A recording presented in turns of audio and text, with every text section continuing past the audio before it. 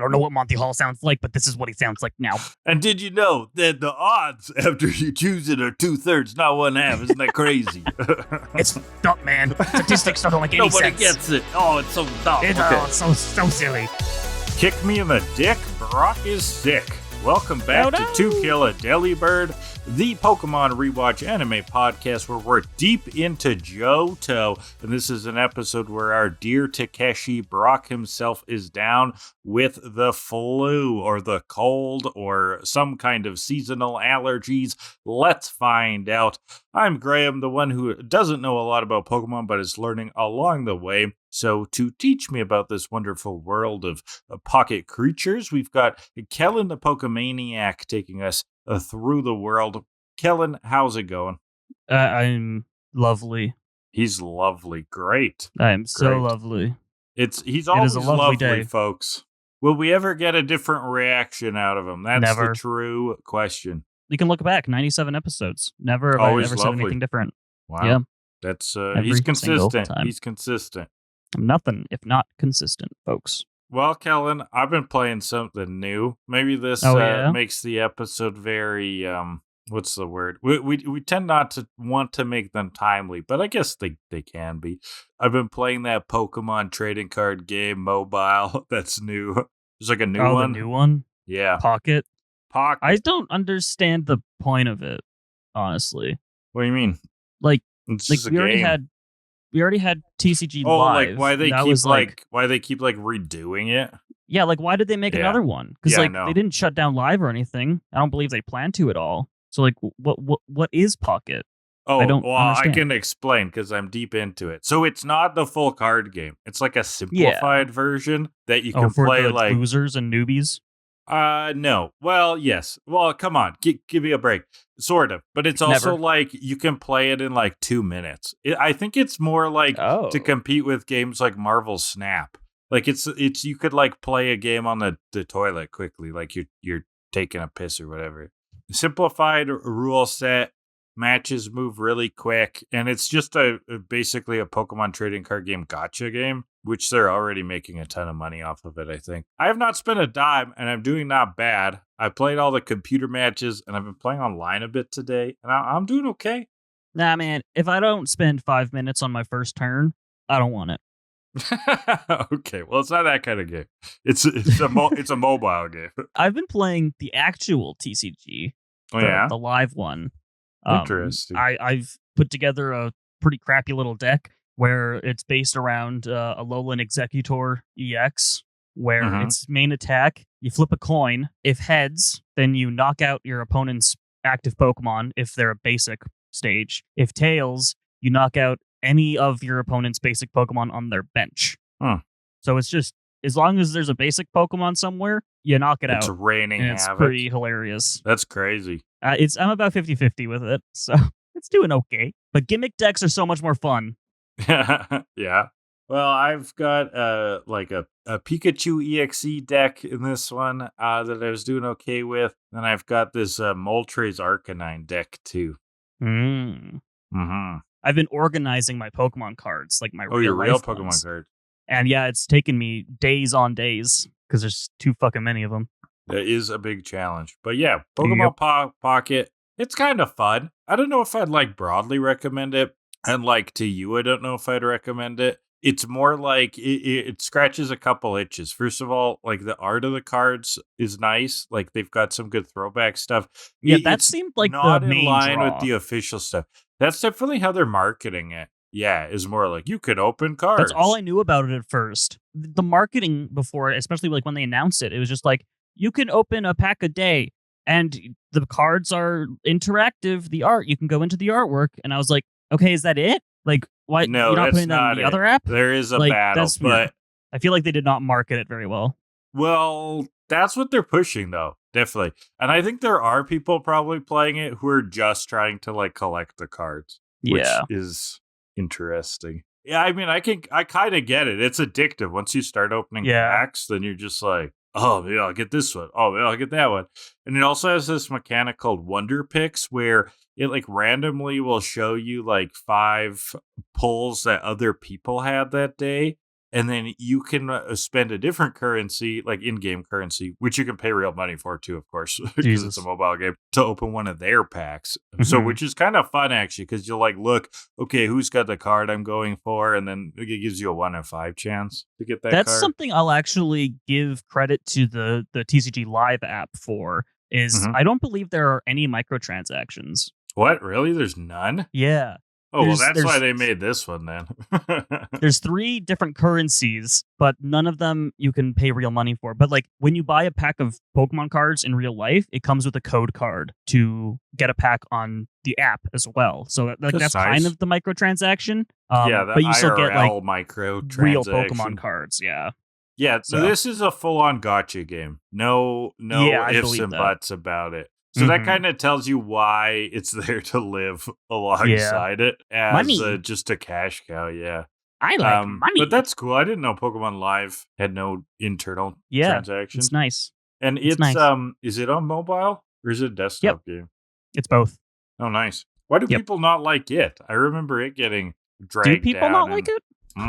Well, maybe it depends on the people. I don't know. I think people didn't like TCG Online, which was the one before it. Oh, they shut that one down. Of that one. And now it's on Live. But I thought Online was fine. Like, I didn't have any real gripes against it.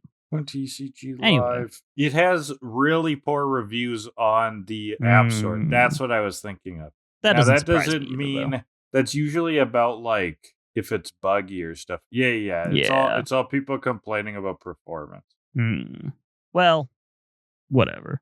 All right. Well, whatever. What are we doing today? We're talking about sickness. Brock is sick. Oh my god. Kellan, tell us what episodes we're reviewing. Oh, today, we're looking at episode 194, The Wayward Wobbuffet, and episode 195, Sick Days. Oh.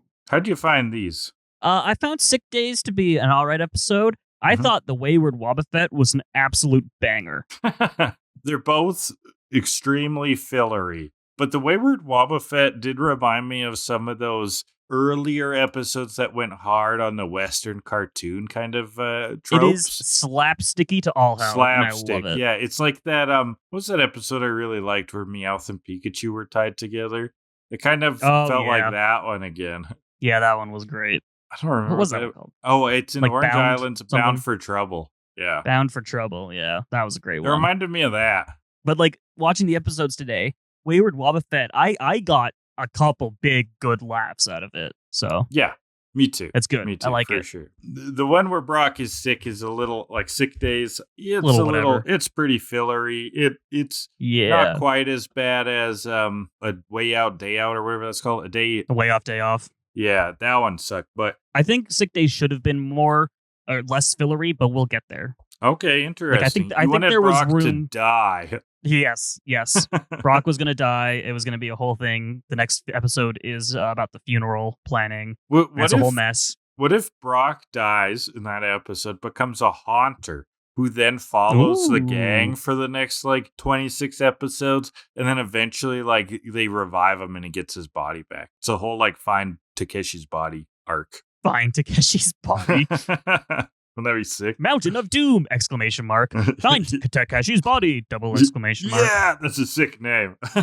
Yeah. So Brock's sick, and that got me thinking, what kind of diseases do they have in the Pokemon universe, Kellan? I wasn't quite sure. Probably bad ones. So I did some research, and I have the top 10 ailments in the Pokemon universe. You want to hear them? I would be so honored. First off is Hayleaf fever, named after Bayleaf. Oh. We know about the scents Bayleaf produces. Well, they can get you coughing, hacking, sneezing, hollering. It's a seasonal allergy when Bayleaf come through your town. Would you say they can get you coughing and wheezing? Isn't there a third one, too? You were telling me? No, we joked about that. Oh, that wasn't real. Choking or something like that. Hacking. Yeah, choking, vomiting. And then there was one that was like shitting your pants or something. I can't remember, but it was funny. Autoerotic asphyxiation. Yeah. Pokemon. It has someone to ing. All right. Number 9, kidney firestones. Ooh. The cool thing is once you pass them, you actually can use them to evolve a Ponyta. Ponyta doesn't take a firestone. Okay, who does? Growlithe or Vulpix. Okay, let me try that again. In Gen 2 or Gen 1. No, you don't get to try again. What? Why no, not? That's it. Why you got not? it wrong. You got it wrong. You're not allowed to set me up. We're business partners. Betrayed. No, live with it. Stick to your guns. Number you made 8. A mistake. Take my urethra rock, Growlithe. Number 8, nose pass bleed. That is just what they call nosebleeds in the Pokemon universe. Hate nosebleeds. They're the worst. Named after well, imagine when Nose Pass has one. Legend is someone had one in a small village 200 years ago, and it actually flooded the whole village. That sounds like a biblical plague. the nosebleeds of the nose pass. Nose blood flood. Yeah. Yeah, nose blood flood. That's sick. Well, number 7, heart attack. That's what they call heart attacks.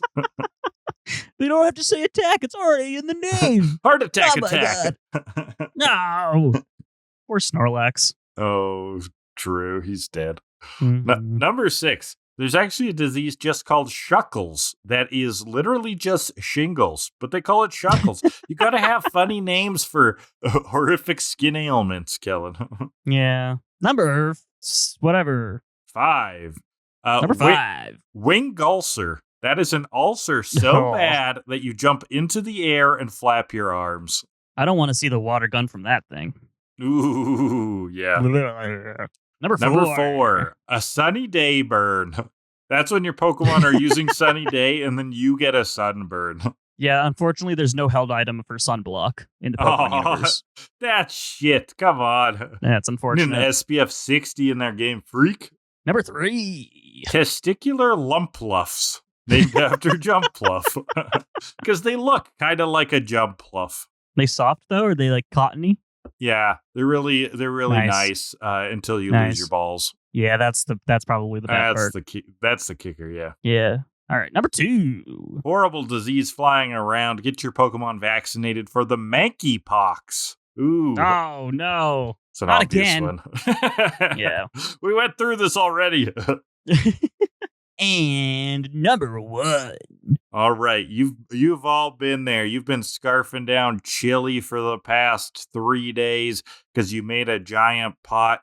You knew you shouldn't have added extra jalapeno, but you love the flair. Mistakes. And what's this? You have typhlosive diarrhea. That's pretty good. I'll give you that one. It's when you get a straight up fire spin coming out of there. Talk about an eruption, am I right? Oh, that's a Pokemon move. Yeah. My first thought when you pitched the list was cancer superior. That's all I had. That's funny. If you'll notice, I actually tried to stay away from like horror, from like real, from like actually sad, stuff. Devastating diseases, as not to trigger anyone. Because when I started looking, I was like, "What kind of pun can I make with multiple sclerosis?" And then I'm like, "That is not in good taste." Multiple solosis. Oh, there you go. Okay, you come back one day. This one's my cup of tea. I could do these ones. A horrible disease list. Yeah, I'll do it. You know what? Next week, my top 10 horrible diseases in the Pokemon world. That would be funny. I'm Hold down. Me to it. We'll discuss. Hold me to it. I'll do it. Really? Okay. Straight up. Done. Unironically. Done. I'll do it. Next week, Kellan's top 10 Pokemon diseases. And they will be sad. They will be devastating. And they will be dark as fuck. Yeah. Yep.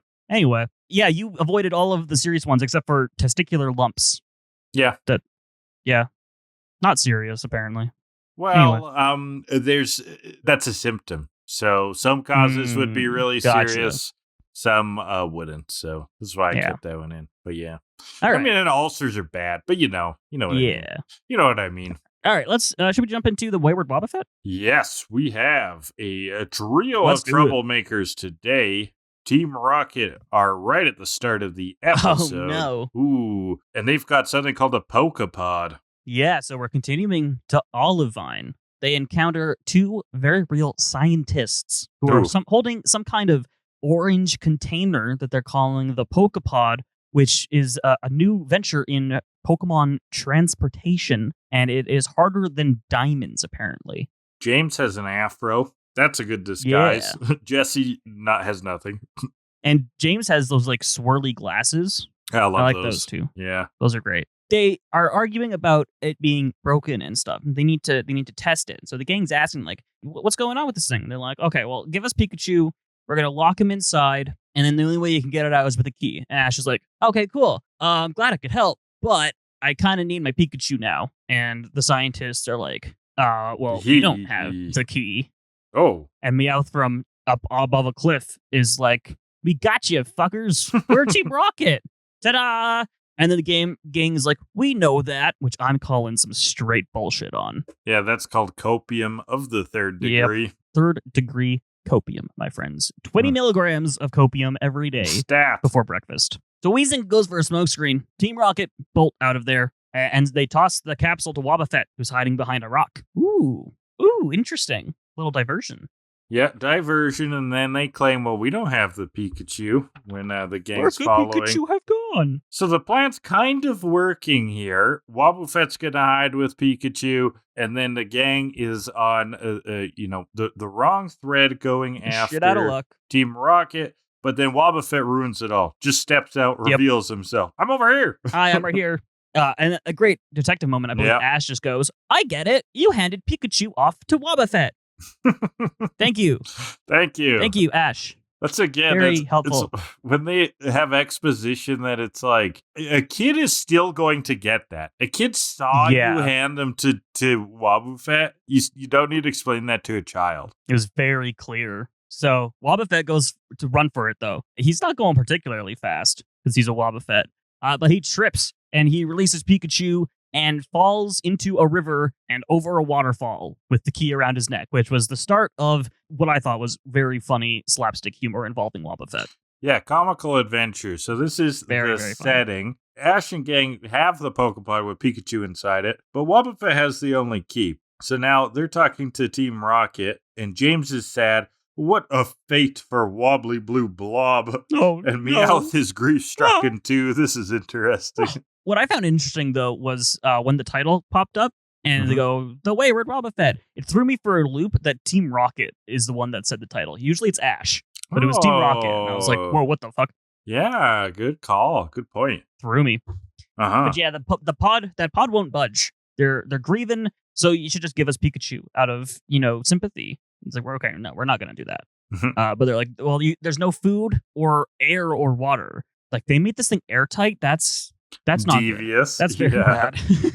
So Pikachu is on a timer now. Literally gonna die if they don't get the key back. And so they Jessie's don't bring that up like, again, though. She keeps bringing it. Why don't you give Pikachu to us? Like, hey, we'll go find the Wobbuffet, and then that's how it is, because then your Pikachu doesn't die. But Ash isn't really into this. Actually, the gang just disappears like mid-sentence while Jessie's trying to negotiate with them. Yeah, James does the classic thing of like, Jessie, while she's laying out the plan. And then when Jessie's finally done, we zoom out and they're gone. She's like, oh. At the waterfall, the top of it, the gang realizes they got to get downstream. And there just goes Team Rocket in the balloon. We see Wobbuffet casually floating down the river on his back. And he sees Jessie in a cloud and he gets really happy about that. And I just thought, again, that was just so funny. Oh my God. That was nice. And well, he is floating along, he bumps into a quagsire where they have this like little conversation. I think he's asking him for directions because then quagsire points somewhere. And then Wobbuffet gives one of his classic salutes. So we don't know where Wobbuffet was like asking to go. So like, where was he going? Like McDonald's, definitely. He was looking for a McDonald's. Yeah, I like that. Of course. What does Wobbuffet get at the McDonald's? What's his McDonald's order? I mean, nuggets is a safe choice, but yeah, what is... Oh, Wobbuffet would love nuggets. What is a Wobbuffet really? What's the essence of Wobbuffet? I think he goes for the apple pies, too. I don't think the McDonald's apple pies get enough love. They're fine. I like them. Really? They're all right. See, I'm the only person who likes them. I swear. You're crazy. I think Wobbuffet gets the nuggets with an apple pie and a Coke. Diet Coke. He's watching his figure. Of course. No, he likes the aspartame. He really actually likes that taste. Okay. Wobbuffet's the kind of homie that likes aspartame. Wow, that's fucking weird, but okay. I think that was in its like Heart Gold Dex entry. So. One of the few beings that actually prefers that stevia gunk.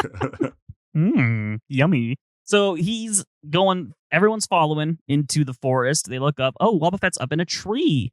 and he starts swinging from vine to vine, which, again, incredible, especially because one of them calls him such a swinger. That is the adult joke that got me ripping and roaring. I was like, did Jessie just call him a swinger? She was like, I never knew Wobbuffet was such a swinger.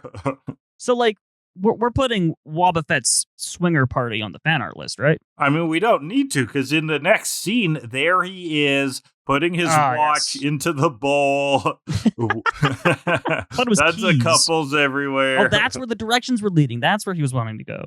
To the swinger party. Obviously. The quagsire's like, oh, I'll be there. Hope to see you. Maybe I'll get your keys. Raunchy. So, Pikachu's pissed off. I just like when Pikachu has his angry face on. So we're at a cliff, and Brock almost walks over the edge. And he's like, well, watch out for the ledge. And Ash is running past him. Watch out for what? Falls over. Team Rocket also hit the ground pretty hard. Yeah, Team Rocket hit the ground pretty hard. And then Team Rocket and the gang immediately start arguing, yelling again about what's going on. And then Pikachu, though, is like, guys, come over here. Wobbuffet is hanging from a branch that is coming out of the side of the cliff. And, okay, they just need to get Wobbuffet down. Great. Then a semi-truck comes by. Ripping by, of course, Wobbuffet falls on top of the semi. Okay, it keeps flying by. He sees Jessie, and he's really happy. And he like goes to jump for Jessie. And then the semi is right underneath him. And he just lands on the semi and goes driving off as the semi barrels around the corner, way over the speed limit, endangering everybody. And the cops are following close behind. And this is the interesting part. Yes, Officer Jenny shows up.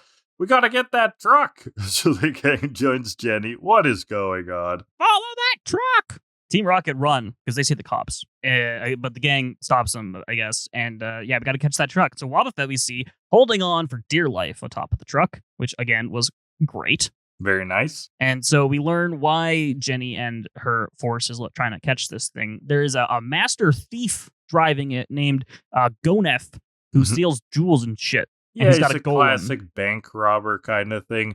And God, it's amazing. He looks like a cartoon bank robber, like we're watching a Rocky and Bullwinkle or something. Yeah, he's got a top hat, he's got a monocle, he's got a mustache, and like he's got a weird accent. Yeah, he has a weird accent that's sometimes French and sometimes Russian. I have no idea. Like, it's just bouncing all over Europe. It was so weird, I cannot even remember what it sounded like to try and replicate it. It was that weird. All right. So, I also watched the episodes like 6 hours ago rather than 1 hour ago. So, that also has something to do with it. Well, Brock hits on Jenny while they're driving. Yeah, of course. Of course. And Misty's like, she's got enough problems right now. Wobbuffet pops up in the face of Gonef, like on the windshield. And so he tries to use the windshield wipers, which squish Wobbuffet's face, which another amazing. I loved it. Blue Bushka, he yells. Which is probably why I was thinking he's trying to be Eastern European. Yeah. So he's approaching this blockade that the cops have got set up. He just barrels right through it. He's too distracted by Wobbuffet, honestly. Yeah, he just 3 officers were killed in the attack. It is quite dark now. Jenny asked for a status report. The guy said everyone's fine, all accounted for. So okay, good. Unfortunate. So, but Wobbuffet's still holding hard onto this truck. And they're going to block all the escape routes, pull up the bridges, blah, blah, blah. And Gonef does get cornered. But Team Rocket's right above. So what's going to happen? Team Rocket's above in the balloon, right? Yeah. So they think they have him cornered. Gonef's like, think again. And he opens up his truck. Wobbuffet falls in. Oh, no. And he takes off in his own golem balloon. Amazing. But Wobbuffet's right. Yeah. And he's with Wobbuffet now. And Gonef, tackles Wobbuffet basically. Trying to grab him. With his body, tries to grab him. And Wobbuffet uses counter. Now, Gonef is now on the ground with the police, and Wobbuffet's in the balloon alone. Incredible. Loved it. Battle music's kicking in. Very fun. And Wobbuffet, he's just drifting away. He's kind of panicking. Is he? Yeah, he really wants Team Rocket to catch him. Yeah. They're in hot pursuit in their own balloon, though. Jessie tries to recall him into the ball, and the golem balloon seems to be avoiding all the ball beams. Not able to get Wobbuffet back in his ball, apparently. Too far away. It was a good idea, but yeah. And that's when Team Rocket's balloon hits a tower. Yeah, and it pops, Meowth jumps on the hole to patch it up, as now that Wobbuffet is above them, he jumps from his balloon to try to get into their balloon, bounces off the balloon. He goes flying, Team Rocket go flying in different directions, which was another great bit that I laughed out loud. Like Wobbuffet jumping from his balloon onto the other one and then bouncing off. Yeah, because he's like comedy. He's like, save me. Yeah. And then he ruined everything. Yeah, exactly. Made it even harder. And then we cut to the gang, and the gang like hears Wobbuffet flying in the air. But they hear this while Ash is trying to use this giant, comically large, like Super Smash Bros. Sledgehammer to break open this capsule. Now, if he was able to do that, I feel like Pikachu, at the very least, would end up with a TBI. Yeah. So, think a little harder. And then, Wobbuffet flies overhead. Chikorita goes for a Vine Whip, pops out to pull it in, but it gets caught on the raised suspension bridge, and Wobbuffet flies underneath it, hits the bottom side, gets released, and falls onto a speedboat next. Well, a speedboat that a person was fishing on, which is kind of, okay, interesting. But he hits off the person, he hits the fisher off the boat, and the boat is just ripping, roaring away. So, yes, he's gone from, this is like planes, trains, and automobiles, right? Like, he's like on the semi to the balloon, now he's on a boat. Like, this was just Wobbuffet Wacky Racers. It's around the Wobbuffet in 80 days. Yes, exactly. There you go.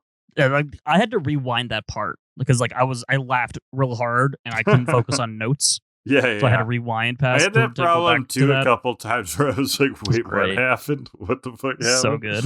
And like Wobbuffet is the perfect character to get these slapstick bits. Yeah, because he's Mr. Beanish. He's just like doing his own thing. Or you know what? Maybe not Mr. Bean, but he's a little bit Mr. Magoo. Like he's doing his own thing and stuff is just happening to him and he just happens to be surviving through it all. That's also kind of Mr. Bean. Yeah. He's just kind of doing stuff. Yeah. So Team Rocket, they're moping. They're like actually sad about Wobbuffet being missing. They like, lost he's their a key player. He added a certain nothing to the team. That was a funny joke. Even Jessie just keeps wobbing. She just keeps making the Wobbuffet noises. Yeah, it's great. And they see him in the boat. Everyone sees him in the boat. Just flies by, and that's when they realize Wobbuffet is unconscious. He's fainted. He has fainted, but the boat is still flying. So Ash and Jessie jump for the boat. They get on. Wobbuffet wakes up, and he just took the steering wheel off for some reason. Yeah, he just casually breaks it off. Well, I think he was trying to steer. Good. He does not have his boat license, and this is why you need to get certified. So we cut now to Go Neff. He got away from the cops somehow, and he's stolen a police motorcycle. So he's zooming along on that. Yeah, now this is kind of weird. So back on the boat, Ash and Jessie ramp off of a Lapras ferry. Yeah. And somehow Wobbuffet flies off the boat and lands directly on Gonif's motorcycle. Well, we also missed that before all this, Wobbuffet tried to slow the boat down, but pushed the throttle up and the throttle broke. So now they're going at real high speeds. Oh, right. Yeah. Oh, my God. Of course, and they can't stop it. So now it's just Ash and Jessie who are the only ones on the boat, and they're gonna run into the bottom part of a bridge, and so they get Totodile. Ash gets Totodile to use a water gun to slow them down, and it works, just barely, but it works. Not a bad idea, not the worst idea. I mean, I feel like Noctowl could have flown them to safety a little bit, or they could have just dove into the water. That could have helped. They could have jumped, but it was going pretty fast, so they would have gotten some injuries. Yeah, the Totodile idea wasn't bad. It wasn't a bad one. I'll give him that. It was creative. And it was creative. So I don't know if it would have worked in real life, but if it's stupid and it works, it ain't stupid. That is from Canadian icon show Red Green. Hey, there you go. I feel like it could work with enough pressure. Maybe. Well, with enough pressure, absolutely. Yeah. We don't know the pressure of a Totodile is the problem. Oh, I gotta look up its dex entries. You think its dex entries say something of the pressure of a Totodile? Hey, you never know. I think they say something about Blastoises, but he also has a cannon on his back, so. This reminds me where some of my friends, when you introduce two different groups of friends, and it's kind of like a little bit of a worlds colliding, right? It's like, because they maybe have different kinds of humor. Well, anyways, I once introduced some friends who were really into working out to my friend who is really into physics, and they knew that. And they started asking him questions like, how much do I need to bench press so that if I crash my car into a wall, I could bench press off of the steering wheel and survive? And they wanted him to do the math. And he was like, what the fuck? And what was the answer? More than a human could do. I think they figured out. Damn it. Yeah. Well, what about adrenaline? Because there's stories about moms lifting cars off babies. Yeah, come on. No, I think it's much more than a human can do. Well, that's fucking lame. I know. What's the point of bench fucking pressing? Physics people. Yeah. Get better, physics. Ruining our dreams. Jesus Christ. No PSI notes for Totodile, unfortunately. Yeah, figured. Yeah. I'll just say a clean 4,000. Okay. I don't know how much that is. I don't know what the ramifications of that are either. So, Team Rocket and the gang, where the heck's Wobbuffet? James and Brock know somehow. They saw, I guess, Gonef go into an abandoned building with Wobbuffet, where he is now holding Wobbuffet hostage for a helicopter.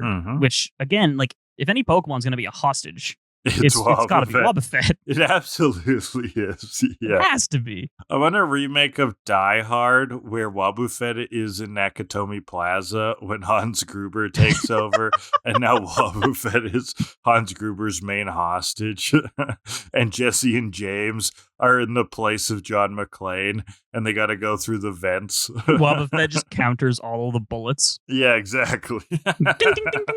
Oh my god! So I've got a question here. Tristan has a question. He wants to know, and I'm just breaking this down a little bit because I didn't actually write it down. I just read it.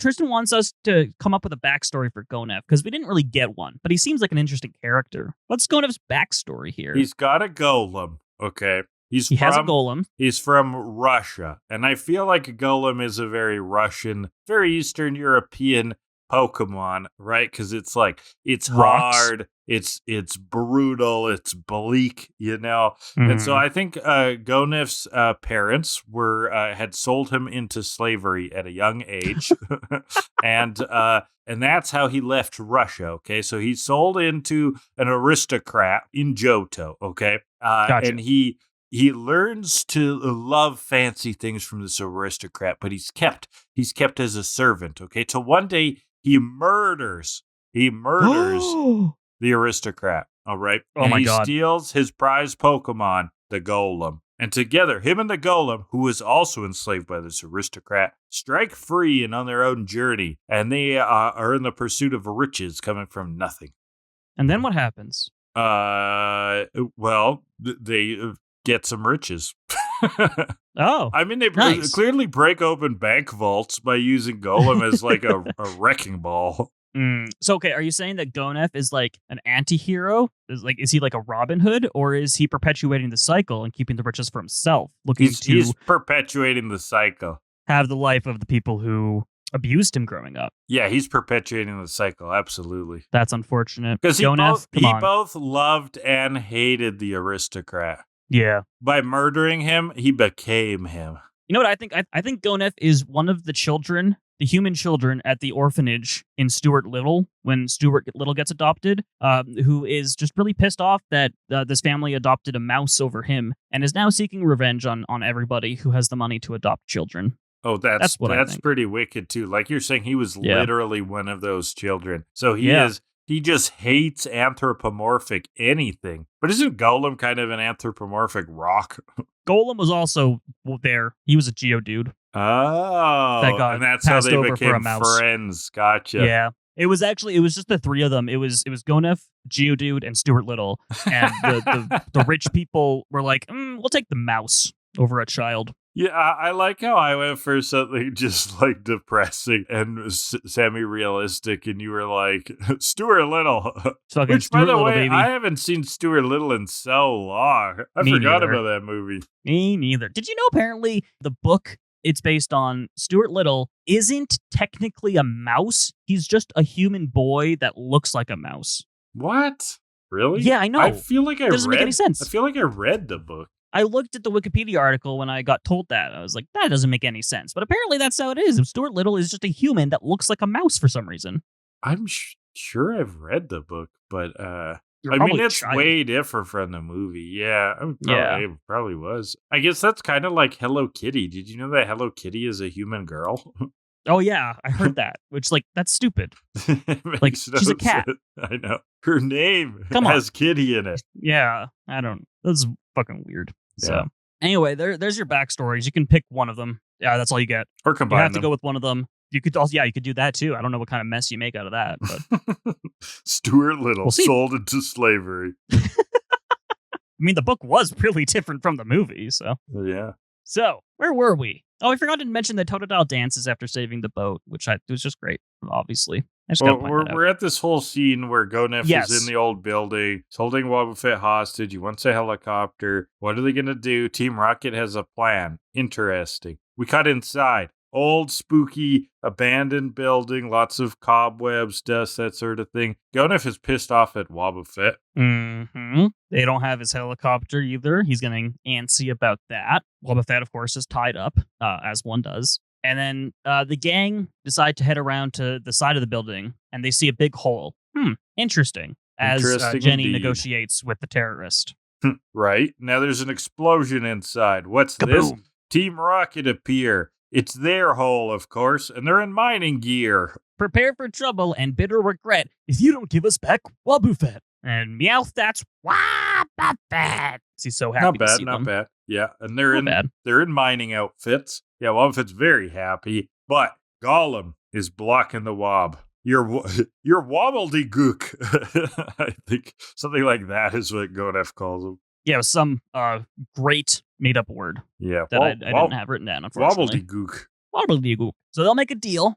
Team Rocket says, give us Wobbuffet and all the other loot that you have, and you can use our escape hole, and you'll be miles away before the cops even realize. So Gonef's like, no, fuck you, Golem, kill him. Ooh. Give it to him good. Golem attacks. This is where Ash and Totodile appear. Oh. But after Golem attacks, Team Rocket's like, well, that wasn't part of the deal. You didn't make a deal. I'm sorry, guys, to tell you, but a deal is a two-way street. So. Yes, you need Monty Hall or someone. Who hosted Let's Make a Deal? Wayne Brady. Was there a remake or something? Yeah, the current iteration. But no, Monty Hall did it. That's where the Monty Hall problem comes from. It's from Let's Make a Deal. Okay, good. Yep. I need people to double check my jokes all the time. Holy crap, Wayne Brady's made 16 seasons of this show, apparently. Yeah, it's been on a while. Long time. The fuck? I did not know that. Okay, anyways. Mm-hmm. So, Monty Hall pops out, and he's like, you want door number 1, or do you want door number 2, or door number 3? I don't know what Monty Hall sounds like, but this is what he sounds like now. And did you know that the odds after you choose it are 2/3, not 1/2? Isn't that crazy? It's fucked up, man. Statistics don't make any sense. Nobody gets it. Oh, it's so dumb. It's so silly. So yeah, Ash and Totodile popped up. Golem goes for the tackle. Totodile water guns it to hit it back. Golem is quad weak to water, so it should do pretty good. But Golem goes for a double team and then a dynamic punch, which hits really hard. Tries to finish it with a tackle, but Totodile ducks behind Wobbuffet, who counters, which breaks off his rope. Sends Golem flying into Gonef through the wall, and the police dogpile him, not letting him get away this time. And now Team Rocket has a Wobbuffet balloon. They have which is that's incredible. Good. I mean, they've got the Meowth balloon. Why not a Wobbuffet balloon? And they grab Wobbuffet into the Pokeball and escape, but Wobbuffet comes out of the Pokeball immediately to triumphantly declare his name unto the world. It is important to remind everybody, though, we need the key. That's the whole MacGuffin of the episode. Right. We dealt with the hostage situation. We still need that key. Yeah, Gonef and everything was this weird side adventure. Yeah, so they pop into the balloon. Ash is like, give us back the key. Give us Wobbuffet. And she's like, oh, Wobbuffet needs a rest. He's back in the ball. And Wobbuffet's like, nah, I'm right here. I'm here.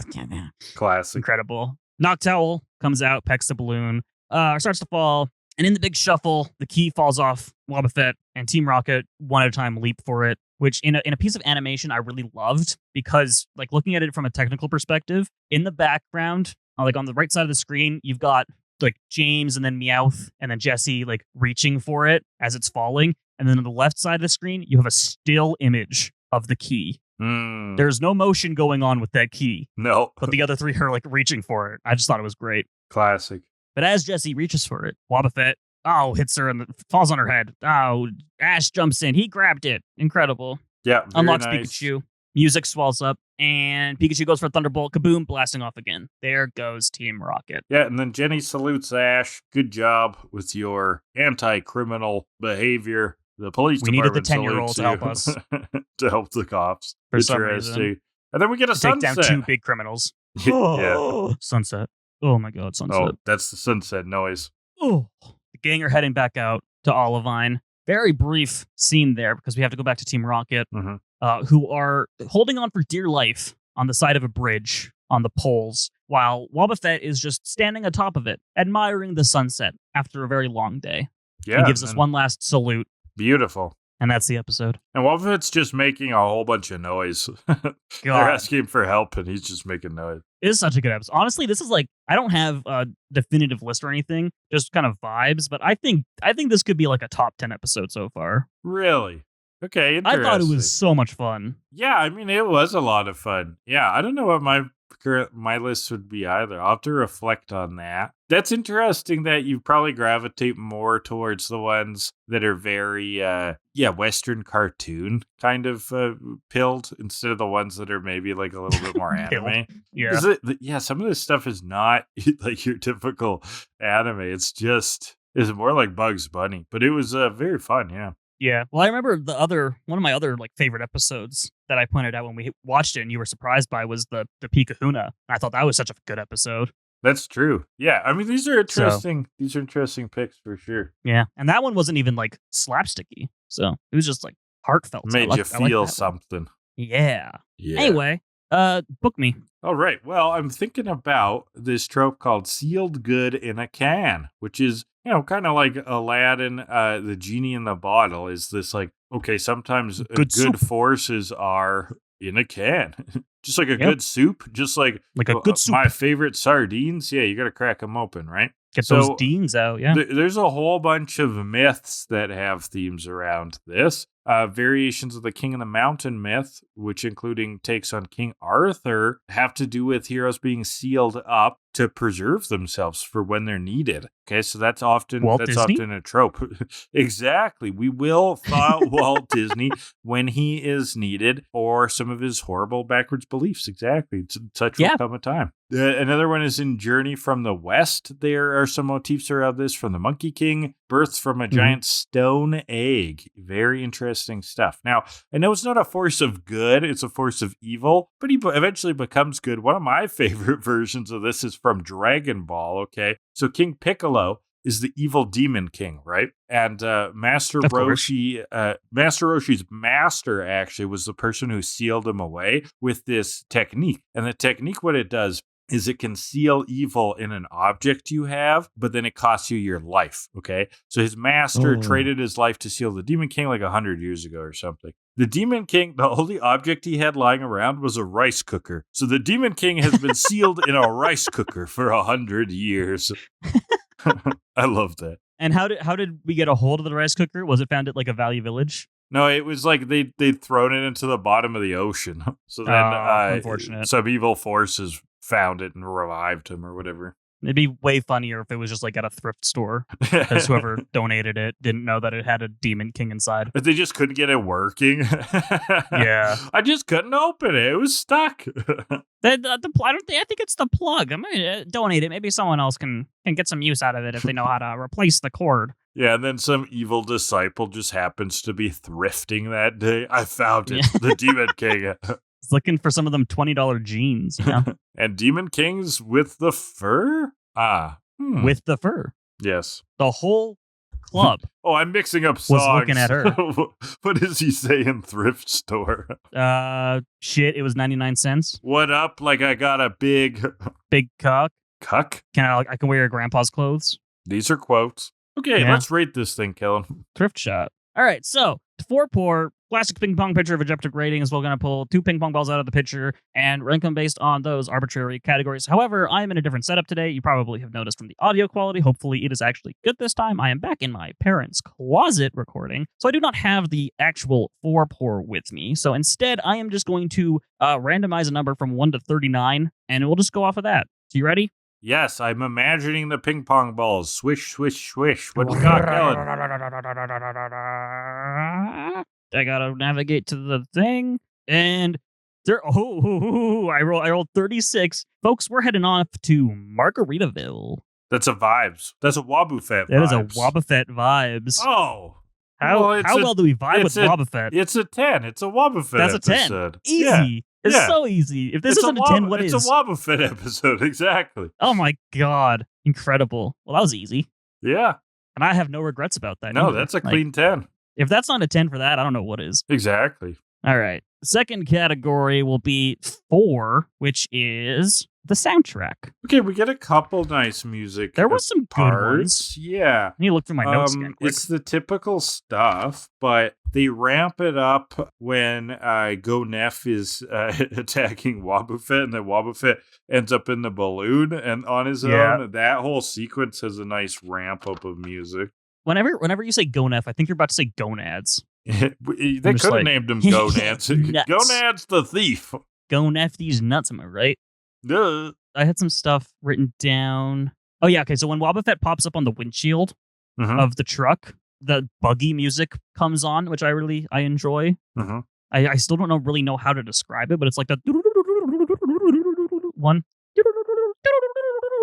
I like it. There's definitely some battle music somewhere. Well, yeah, the part I was describing is battle music. Is there's and then there would have been battle music near the end fight too, but I didn't. Oh, I also remember there was some pretty good, different kind of epic music as Ash and Jesse were hurtling towards the bridge, and Wobbuffet flies off the boat onto Gonef's Spike. Oh yeah, I noted that music. There was that, and then fight music when they escape into the Wobbaloon. Right. Yeah. Which was that good. part 2 is fight music. Okay. Oh, and then the music swells up.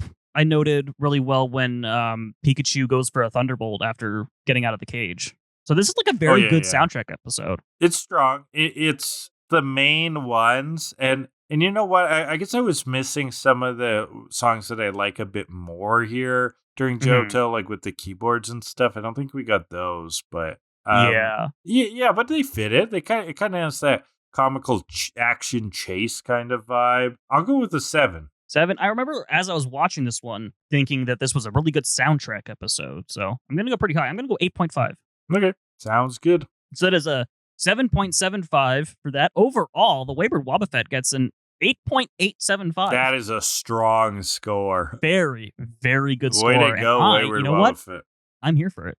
Very good episode. Very good episode. All right. Let's jump into 195, Sick Days. Or in Japanese, Takeshi has a cold. No, I don't remember what it was called. Interesting. Takeshi collapses a dangerous camp. Oh, there you go. Interestingly, this episode, Sick Days, is spelled sick, and then days as in like a daze, D-A-Z-E. Yep. I watched this on Amazon Prime. And on Prime, they have it spelt wrong. I know. Yeah, D-A-Y-S. I actually caught that. Aren't you proud of me? I caught a detail. I'm so proud of you. You caught one detail. Oh my god. So condescending. You caught a detail. Yeah, I noticed that too. That was kind of weird. Yeah, I mean, there's a few of those kicking around in the Amazon titles for whatever reason. But we seem to be relaxing here at the start of this episode. It's the morning, readying a hearty breakfast of oatmeal, which Ash is getting sick of. But Brock's not responding. I think he's dead. Hey, Brock, I want something other than oatmeal. Hey, Brock, make me some scrambled eggs. And then Brock just falls over. I want a frittata. Hey, Brock, give me a Benny. Oh, I'd love a frittata. Frittata. I love eggs. Frittata these nuts, am I right? I don't know if these are working today, Kellan, but you know what? It's your birthday, so I'll allow it. It is not my birthday. Then why the fuck are you making these nuts jokes? That's birthday language. Because I'm a fucking child. Oh, okay. Apparently. Don't fuck a child. That's not what I was saying. Okay. We're moving on from that. So Brock's dead. He falls over. He's burning up, which I guess that's the opposite of dead. You kind of go cold. Yeah. And suddenly we're in a random cabin. One of these cabins that they find again. From the socialized Pokemon training network. Yeah, I want that reasoning to be canon. I know. I liked the idea that there's random cabins around for trainers to crash at, but I want that to be confirmed and canon. Me too. I would. Desperately. I mean, I've said this right when we started the podcast. As I want to learn the funding structures in the Pokemon world. Who is setting these up? Who's maintaining them? Because really, we've got two paths here. Okay, one is, I think, the more obvious thing, that there is some kind of support network. It's in conjunction with the Poke Centers, whatever body funds that, or that trainers can use. But the other reality would be that they're either just perpetually squatting, chronically squatting, or just like breaking and entering like every episode. I kind of like that second option, right? too. That's kind of fun. Like, kind of works. Kind of interesting, you know? Yeah. Well, in the cabin, Brock's resting, but all of the other Pokemon are like watching through the window, like it's a hospital room. They're waiting for news. Exactly like that. Great. I hope the surgery goes well. Who do you think gave you the horniness? Yeah, that's totally it. Brock, I no! mean, that is, you kind of hit the nail on the head here. I mean, they question this, right? They're like, does he have a cold? Does he have a flu? Ash makes a joke. Maybe it's exhaustion. I heard that happens to movie stars all the time. Kellan, what was that? You're totally right. He's got blue balls. He's got the blue balls so bad he feels it in his stomach. Yeah, and I think that's corroborated by some future evidence we'll see. It really in this is. episode. You mean the almost wet? Man, even in his wet dreams, he can't score. We'll get to it. Yeesh. So, yeah, we're going to let him sleep all day. And then, well, he popped up. He's like, yeah, I'll rest, but I can't do that when there's two people talking the whole time. I'm like, oh. Plus, I need to make the food, and they need to do the laundry. Brock, you sleep. Ash and Misty. He goes back down, yeah. They're going to figure it out. Brock has instructions about the chores in his notebook, so that's how they'll deal with it. Luckily, Togepi knows where the notebook is. Togepi goes and grabs that. Togepi the G. They tell him to take care of himself for once. So you know what? They notice how much Brock does, and that's good. I like that. But Ash and Misty now have to do everything. They got to feed themselves. They got to feed the Pokemon. They got to get all the firewood. They got to do all the other shit. Today is also the day where Brock polishes his rocks and his Pokemon. And his rock Pokemon. Because Geodude and Onix are, they're not angry, but they're a little, what's the word? They're worked up. They want something. So they need a little day. polishing, if you know Ash what I mean. and Pikachu are going to rub down Onix. Misty's going to handle a Geodude. They're brushing away, but they're quite tired. That's when Togepi brings up the notebook. Maybe there's some insights here. How does Brock do this efficiently? So Misty's reading, blah, blah, blah. You put sand on a brush, rub them down. And that's when Ash gets it in his brain. Fuck the notes. Totodile, use water gun. We'll wash it. And then Onix is freaking out. Misty's screaming, Rock Pokemon hate water. And Onix is just thrashing and bashing about. Oh, I loved it. But also, I gotta wonder, like, Geodude, I can see that being you can polish that pretty fine. How long does Onix take to polish?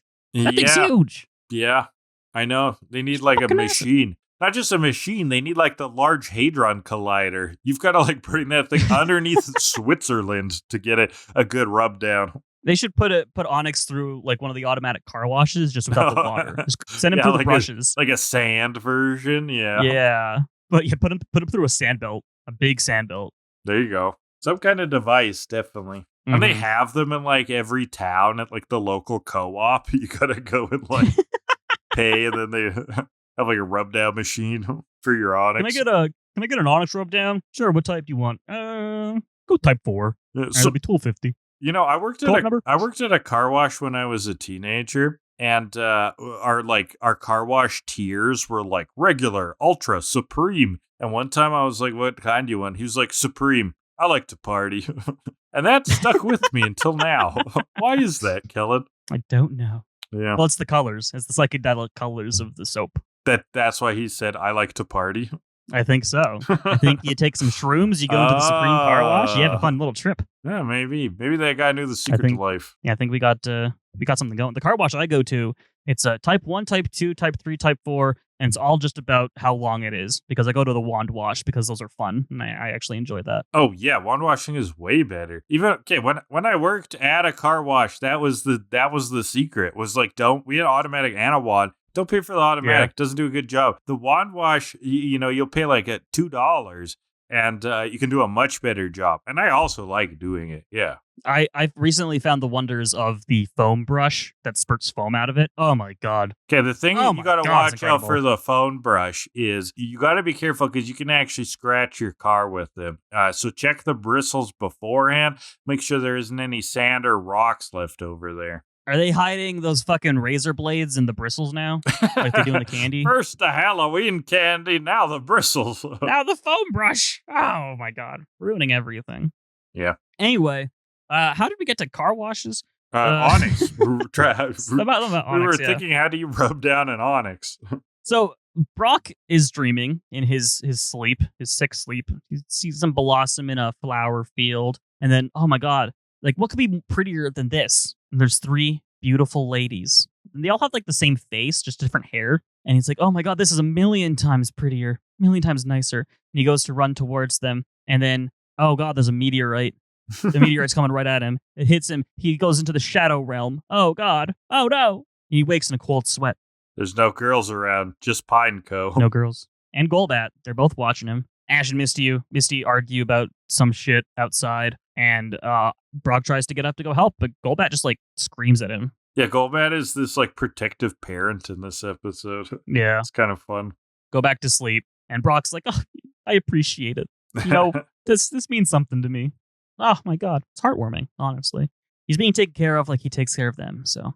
Yeah, very nice. It's nice. Now, Ash is going to try to look for fruit for lunch, so he's off into the forest. He notices there's no apples on these apple trees. What is going on? Cut to Team Rocket, and they've got a vacuum. Classic Team Rocket device. God. They have this, and they're vacuuming up tons of apples, putting them into these tubes for saving. And Meowth has a whole business plan. Whatever we don't eat, we can cook and pickle and bottle and dehydrate and make into jams and jellies and maybe even marmalades, and then sell them.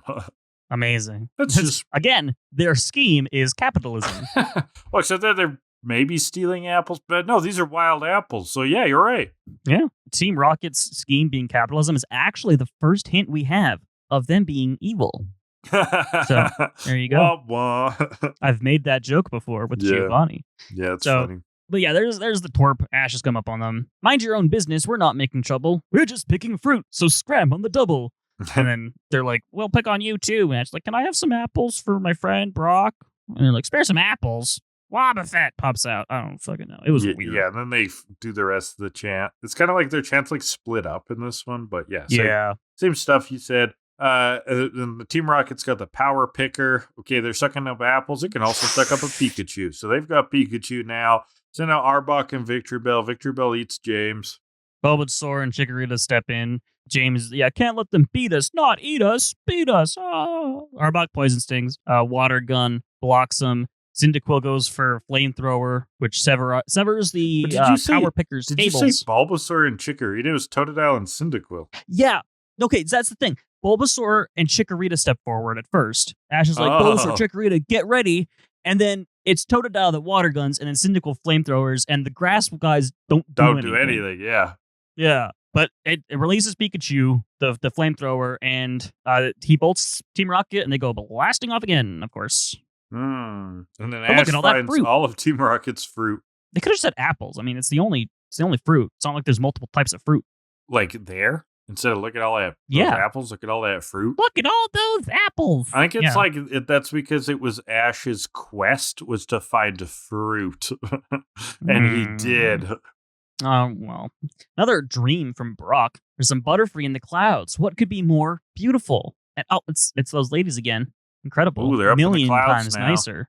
He runs to them and then falls into the Shadow Realm once again. Or on the floor. He falls on the floor, actually. So he's been cock-blocked now by a meteorite and falling through the clouds. This time when he falls off his bed, he just wakes up from the fall. Where'd all the girls go? Misty's the only girl here, Brock, unfortunately. But they got some apples for you. And he kind of tenses up for some reason. He eats one and he's like, yeah.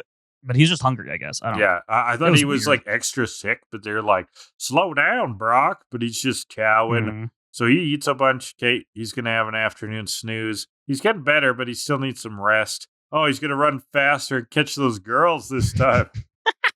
Yeah, and Ash and Misty are like, what? What are you talking about? What the fuck? So later, Pokemon, they're chilling. Ash and Pikachu, they're chopping some wood. This is fun. Pikachu helping out. Misty's trying to cook. She's reading the recipe. Oh, this okay, is 1 something. tablespoon of sugar. Oh, wait, that was salt. Okay, here's the sugar. Oh, I just poured half the bag in. Well, okay, more salt will counteract it. Oh, that was too much salt. Okay, so we need more sugar. Man, this recipe sucks. It's just salt and sugar. I laughed at Misty. that part. Misty. That was good. And okay, well, you know what? We can spice this up. We can wake this thing up. Some ketchup, some mayonnaise, some soy sauce, Worcestershire, miso, curry, garlic, wasabi, mustard, oregano, cinnamon. Oh, I love cooking, Misty says. It's quite the combination, yeah, of just all seasoning. What the fuck even is this? Salt, sugar, and seasoning? Salt and sugar, which are seasonings? 200 Twitch subs. I will make and try this. Okay, there you go. That's the goal. There you go. And you'll have to remember that, because I sure as fuck won't.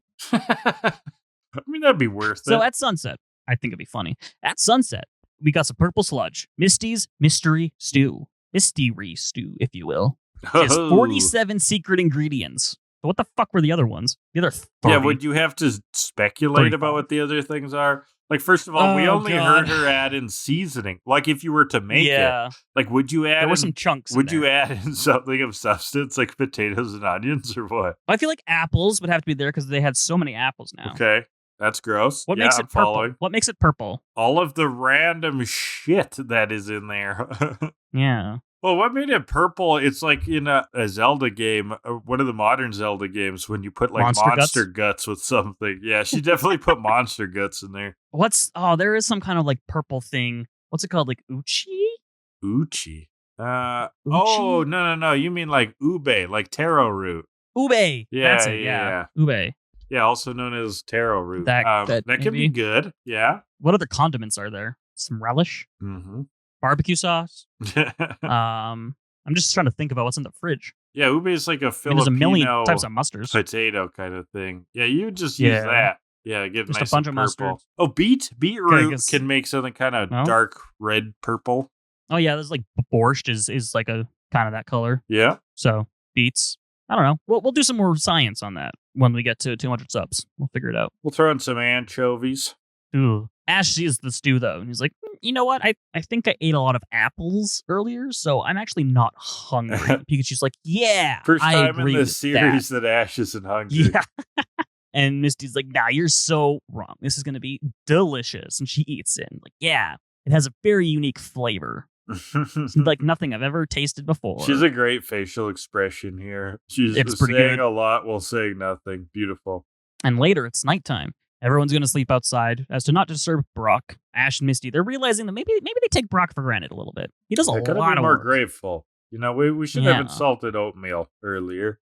Team Rocket sneak up from the background while Ash and Misty are sleeping. And Jessie's distracted by something. What's this? She's chowing down on the mystery stew. And she likes it.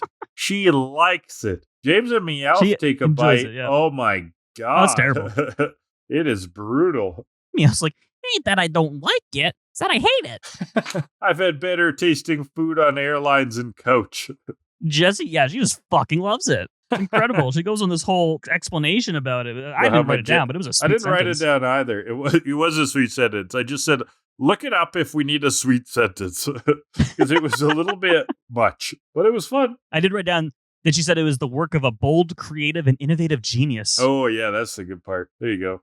And then Wobbuffet tries it, and it makes him faint immediately. That has to be some potent shit that makes Wobbuffet faint. Concentrate on the plan, Meowth yells. They got to catch all the Pokemon. Stick to the plan. Yeah. And then they'll buy an orchard, and then they'll get back to the apple business. Maybe we can get the rest of the Pokemon, too. Yeah, so there's an idea. So using an Ash robot cardboard cutout thing with a voice transmogrifier, they wake up his starters, and they get lured over and netted. He's like, they make him say, like, guys, I see there's some food over here. Come play. Oh, these guys are idiots. Very much. So Pokemon are drawn over. Ash and Misty start waking up during this. Prepare for trouble, sleepyheads. Don't make it double, just stay in your beds. Meowth's kind of annoyed. We already did the motto. We don't even have to do it again. Move on. We don't even have Pikachu. Based Meowth. And they have caught Cyndaquil, Totodile, Bulbasaur, and Chikorita. Yeah. All in a bag. They dash. And again, back to a dream. Brock's on a beach. It's a clear blue sea. What could be more beautiful? than a clear blue sea. Oh, it's those ladies over there again. They're a million times nicer. Hi, Brock. He's taken by a big wave again this time. Not to the Shadow Realm, though. Because Golbat is shaking him awake. Sweet Golbat. When Brock sits up, he sees through the window Mist and Ashy. Wow, that one's Mr. new. Ash. Misty and Ash running away. What is going on? Brock kind of figures it out. Oh, that's got to be some Team Rocket bullshit. Well, I'm sick. Come on.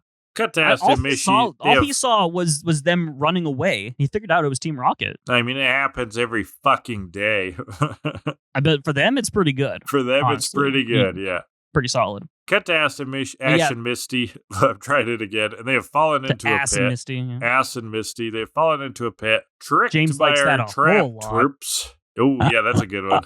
And in the balloon, they've added some claws and engines. They grab all of the Pokemon with the claws and take off, including Onix, who, let me take a look here. I gotta know how heavy Onix is. This is very important. A metric ton. Probably pretty close. Onix is, actually 463 pounds. Oh, not even close. It's about half a ton. Yeah. Well, half an imperial but still, ton. That's a lot. Yeah. That is still a lot. Uh-huh. Because they're picked up all the other Pokemon too. So they're taking off extra engines. Pikachu can't Thunderbolt them because it'll hurt the other Pokemon. We can't do that. That's not okay. Even though they fight all the fucking time. But whatever. Yeah, they just use that as an excuse when they need to prolong the episode. Yeah. Oh, but he got grabbed now. We debated about it too long. He got grabbed and capsuled. And now Brock has appeared. He showed up. Okay, good. He's good enough to stand up now. Some sick music comes in. Golbat comes flying in, slashes the balloon, makes it fall. All the Pokemon get out. Arbok and Weezing come out. Pineco and Golbat go for a 2-on-2, and the music swells up. I thought this shit rocked. Yeah, it's fun. This was amazing. Some good movement. As I was typing my notes, I literally wrote, "This shit rocks." And after I wrote that, I was like, "Oh, this is funny. It's rock Pokemon. It's good. Good, go with me." Because Onix Rock Throw's next. It's a good pun in my notes. Unintentional. Well, if praise me. If you're done jerking yourself off, Onix does use a rock there, which, like, come on, can we? Some of these Pokemon we barely see, like Pineco, Golbat, Onix. We don't get to see them do dick all, so it's nice when they show up and get things done. Hitting against Team Rocket, freeing Pikachu. Pikachu uses the Thunderbolt for the final blow because, of course, Pikachu cannot be shown up. Nobody steals this rat's thunder. You want to know a fun fact about Rock Throw? Sure. In Gen 1, its accuracy was 65%. That sounds low. Yeah, that's very low. Was it Many strong? moves are 100. Was it No, it is 50 base power. It is approximately the same base power as Tackle. Oh, so it just sucks ass. Yeah. It's approximately says oh my god, that's awful. Approximately, something like that. Some gens Tackle is, I think, like 40, some it's 35. I think some it's 50. It's all over the fucking place. Right. Anyway, yeah, 65% accuracy. And it was like one of maybe 2 rock-type moves, I think. Something like that in Gen 1. So weird. Huh. It is very weird. Some very strange decisions. Not a good type in that game, eh? Not offensively. No. Pikachu blasts him off, and then Brock, he, gets emotional. He says, I wouldn't have been here without Pineco and Golbat. And this is where I think this episode shouldn't have been filler, because Golbat should have evolved. Oh, into Crobat? Golbat evolves with high friendship. And I think Brock appreciating his Pokemon and Golbat being there for Brock to take care of him, I think everything that happened in this episode would have been a great spot for Golbat to evolve. Yeah, they could have focused around Golbat and Brock's relationship even more. Yeah. And then, that's a nice idea. Okay. I didn't know what you meant at first by making it not filler, but that's a nice practical suggestion. My whole thing about him becoming a Haunter is not something they would do, but I would have liked that also. Yeah, but him becoming a Haunter would have also been very interesting. It would have been nice. Would have been a cool arc. It would have been quite the arc. I'm not up for Brock's, horny harassment normally, but as a ghost, that might have been interesting. That brings up an interesting philosophical question that has been raised many on another podcast I listen to, Rob and Akiva Need a Podcast. Is it cheating if it's with a ghost? Oh, I thought you were going to say, is it harassment or is it haunting? Because no, that too. No, is it cheating if it's with a ghost? Like if I, a married person, fuck a ghost who is not my wife? Yes. Is that cheating? Okay, am I voluntarily going out of my way to Yes. find then yes. Oh. Intention is everything. Well, I was just going to say it's consensual on both ends. Well, it's consensual, but sure. Like, but if I guess if it's consensual on both ends, it's cheating. Yeah. But if it's like that scene in Ghostbusters where Dan Aykroyd is like sucked off by a ghost in his bed, then no, I don't think that's cheating. Okay. Interesting. Shout us out in the comments what you think. If you've ever gotten a ghost blowjob, tell us all about it. Did you ever wake up in the middle of the night and be like, why the fuck did they have that part in Ghostbusters? The movie's pretty clean, and then suddenly Dan Aykroyd is just getting sucked off by a ghost. Freaky ghost bed. See, man. Yeah. Sleeping in your bed. Freaky ghost bed. Bed. Bustin' makes me feel good. So good. That's my favorite song ever. So fucking funny. Yeah. So, in the morning, Pikachu, he rubs his eyes. Oh, cute. He's tired. Brock's up, though. He's going on breakfast. And the oatmeal's even better than usual. He's feeling great. He's back in the ring. Mm-hmm. They're like, stay out of the ring, please. We don't need to get sick again. I don't want to polish your rocks anymore. Well, that tasty oatmeal is also Ash Extra appreciating Brock, right? Or did Brock put in a little bit of something else? Something. Like what? A little bit of MSG. MSG and oatmeal? Little crack. Crack and oatmeal? Little heroin? Maybe like perhaps? Blueberries. Ooh, that too. That would make oatmeal taste better. Interesting. Interesting. I haven't tried it with blueberries. It's all right. With crack, I have. Oh, but, wow. You start your mornings with a bang. Oh, you got to get up and going, you know? Yeah. He's like, yeah, I can chill. Maybe if I take a nap, I'll finally be able to catch those girls. Oh. Okay, Brock. Soon we'll get back on the road to Olivine, though. After his next nap. With another dream. He's running at them again, and he leaps into their arms. And we're left to imagine what the rest of the dream is, because I'm assuming they could not put it on TV without having more than a kid's rating. I hope he finally busted his nut. Probably. He got blue-balled so much this episode. Come on, give our boy a wet dream at least. I want to say that the screen faded to white, so I want to say the white is a symbol of something. Is that what it means in Pokemon when you white it out? Yeah, it's that you passed out and then you just fucking jizzed all over the place. What? Yeah. What? Okay, so in Gen 1, it was blacked out, right? And then... Oh, man, I don't know. And then in one of the gens, suddenly you white out, and then they went back to what? To blackout? Why did they play around with that? I don't know. It's a weird thing. Yeah. Here we go. Gen 1. Blank is out of usable Pokemon. Blank blacked out. Gen 2 was whited out. 3 is whited out. 4 is blacked out. 5 and 6 and 7 are blacked out. And then from Let's Go onwards, it was you have no more Pokemon that can fight. You were overwhelmed by your defeat. Oh, okay. Yeah. Well, of all of those, whited out was the weirdest. Yeah. Then it's like you hurry to the Pokemon Center, shielding your exhausted Pokemon from further harm. Oh, that's a lot of words. Okay. So, interesting. Oh, in Legends Arceus, is everything went black. Okay. So there you go. There's your history lesson. That's what history is. It's a weird one, but it's still history. So that's the episode, though. Join us next week for when we talk about Lyndon B. Johnson's giant penis, which he called Jumbo. Please tell me that's a real fact. That's actually a real fact, yeah. You haven't heard about LBJ's penis? LBJ's Big J? Exactly. He actually called it Jumbo. Lyndon B. Johnson's Johnson? I mean, maybe it's even named after him. I don't know. So, Kellan, it gets weirder than that. He would apparently whip it out in meetings to intimidate people.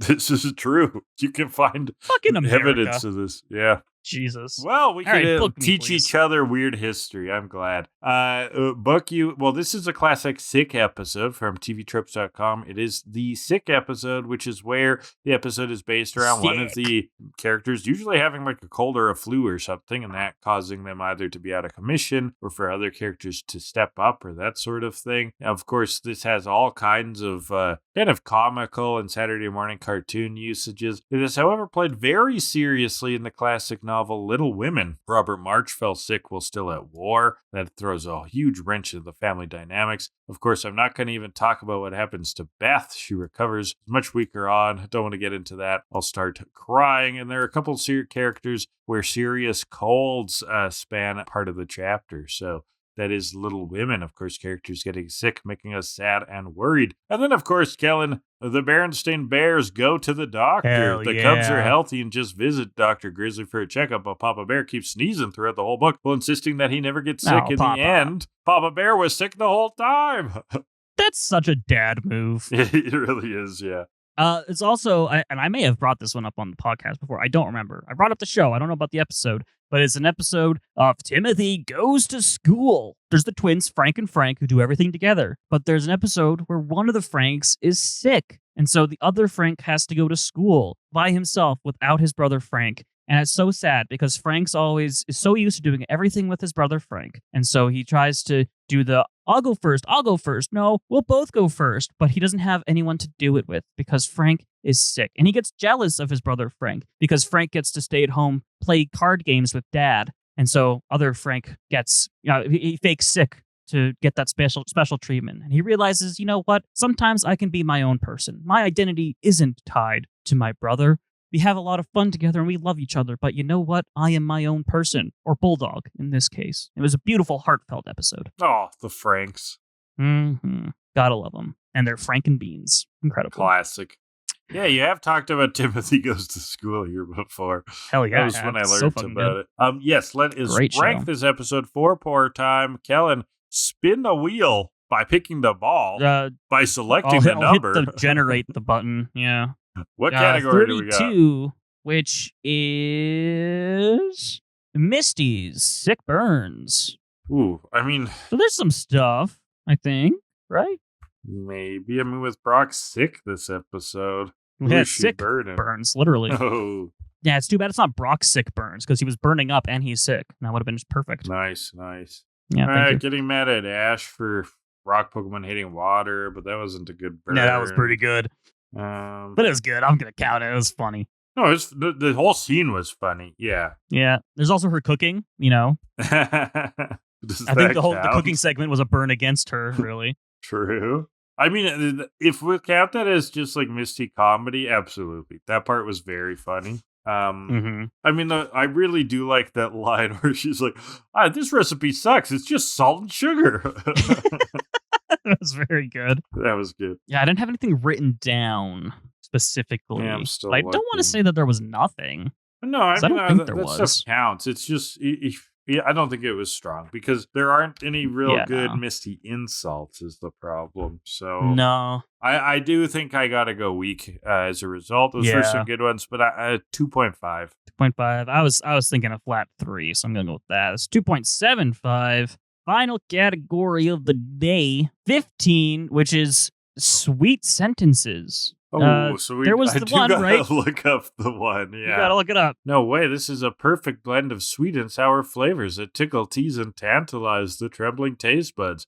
This is surely the work of a bold, creative, and innovative genius. Very good. It's a good sentence. That. Good sentence. I'll count it the ones where in his dreams he's like, "What could be more beautiful than this situation I'm in?" And it's like, "Oh, those ladies, they're a million times nicer." Because it happens 3 times, and I liked that. I thought that was fun. Yeah, no, that was fun. Yeah, I'm down with that. We can cook and pickle and bottle and dehydrate and make into jams and jellies and maybe even marmalades, and then we'll sell them. We'll make enough to retire. That's good. I like that. Tricked by our trap twerps, and I like that a whole lot. Some Team Rocket lines that were nice. They call Wobbuffet a blathering blog, which I like that. Yeah.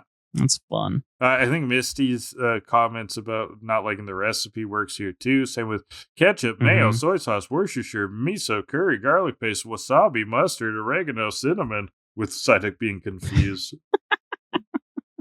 Yeah, when she complains about it, it's like, it is a lot of salt and sugar. There's nothing special in it to intrigue the taste buds. Oh, that's a nice one, yeah. That's good. I like that. Exhaustion happens all the time to movie stars. I still don't understand where that even came from. But okay. Drug abuse, maybe? I don't know. Yeah, not bad. Yeah, I think those are the big ones. I think it was 6.5.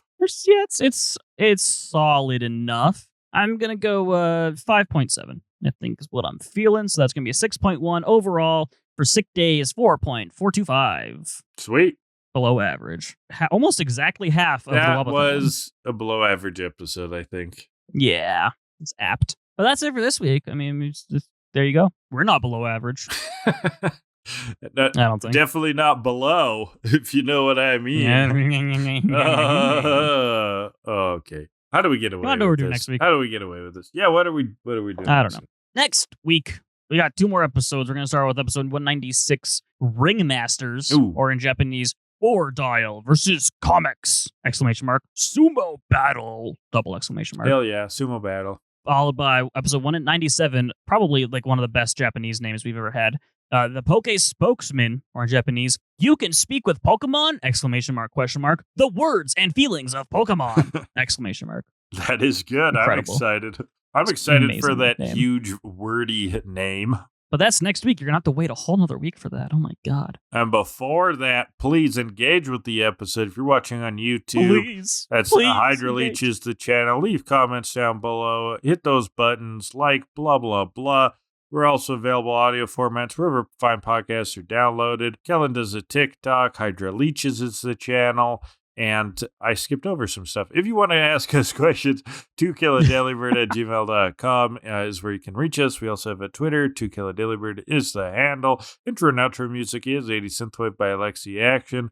Finally, Kellan Twitch is twitch.tv/HydraLeech, doing some Zelda playing. What's the game called? Echoes of Wisdom? Echoes of Wisdom. Fun game. Check them out there. Mm-hmm. Also, making beds for days. In addition to, I want to do fucking predictions, man. That's like the one thing I want an audience for. Predictions are so much fun. Anyway, in addition to the social medias and stuff, I haven't done anything with it yet, but I did make a Blue Sky for the podcast because Twitter fucking sucks. So go to Blue Sky. Check that out. What even is that, Kellan?